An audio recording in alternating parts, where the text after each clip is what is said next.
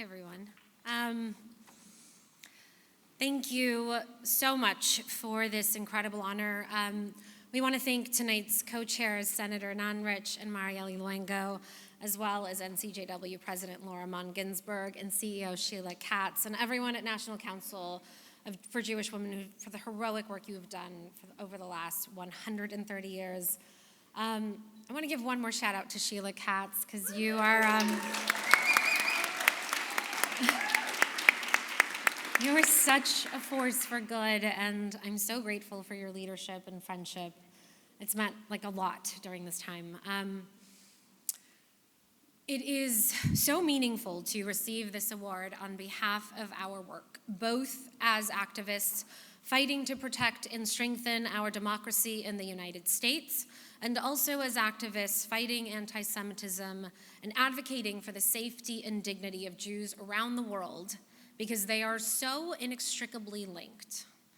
Today, as we witness the weaponization of misinformation to divide us, as we witness the bombardment of propaganda with the clear agenda to delegitimize Israel and dehumanize Jews, as we witness mobs in the streets around the world fueling hate and violence against the Jews, there has never been a more important time for all of us to stand up to the very real and imminent danger that this hate and dehumanization presents to the safety of our Jewish brothers and sisters around the world, and to recognize that this alarming radicalization, division, and propaganda that is being exported and funded by the Islamic Republic of Iran and its terrorist proxies is also a real existential threat to democracies everywhere around the world.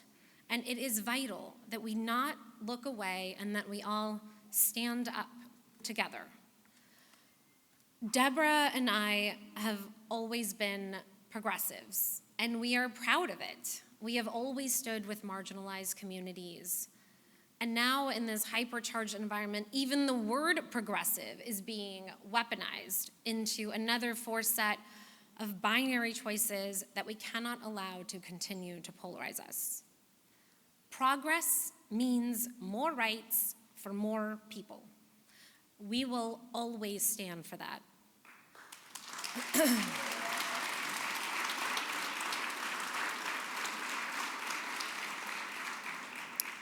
But the hate and violence in the streets and the targeting of Jews around the world is not progressive.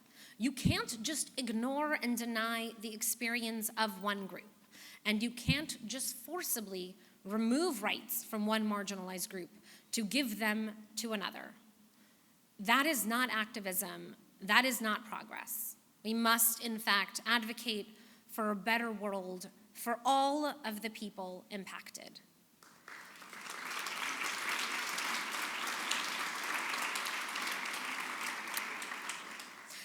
The propaganda machines will try to convince us that we only have two choices: hate or violence. This just isn't true. Violence and more hate is never the answer.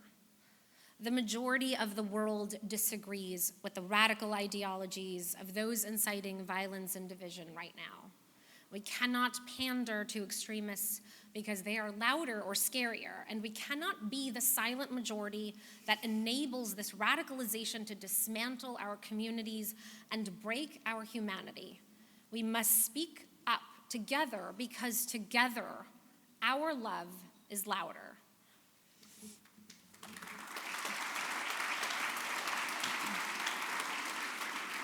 It is more important than ever that we lead with compassion, that we stand up to the ugliness of hate, that we demand better choices from our leaders, and greater safety and security for all impacted. It is more important than ever that we stand up for humanity. Over the last 5 months, we have seen so many around the world raise their hands and get off the sidelines. We have seen many use their voices, so many of whom have been incredible women around the world. Women, like so many of you in this room, have been the backbone of many of the most vital advancements in human rights. We must continue to lead. We must continue to have hope and optimism, and we must center our activism on humanity and compassion. Thank you.